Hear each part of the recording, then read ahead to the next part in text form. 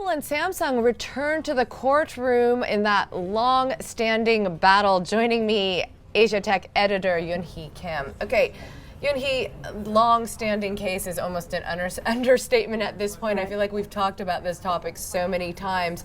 What are we expecting to see?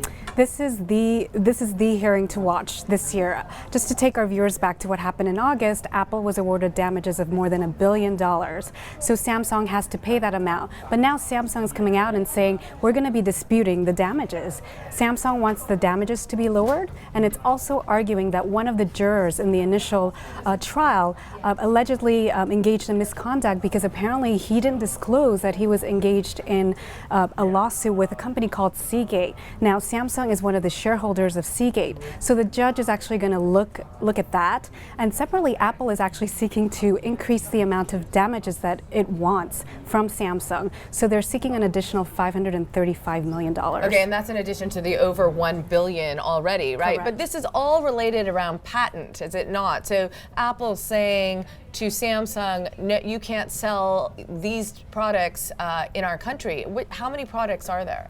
Well, so what Apple is seeking now is to ban about 26 Samsung products in the U.S. market.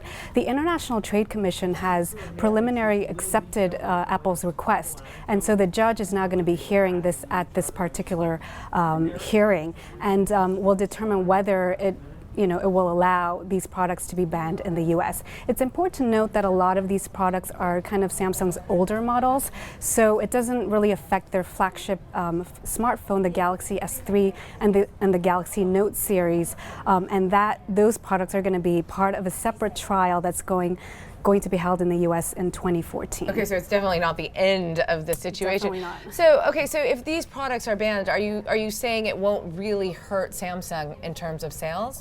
Well, Samsung has a lot of cash, and in the third quarter they reported record net profit of about $6 billion. So considering that, they do have the cash to pay these damages if they are awarded these damages eventually.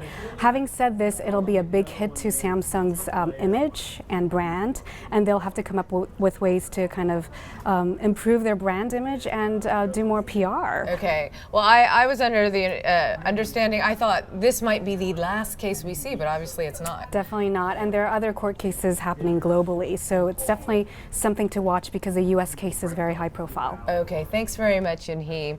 We'll be updating that story on WSJ.com. I'm Deborah Kahn for the Wall Street Journal Digital Network.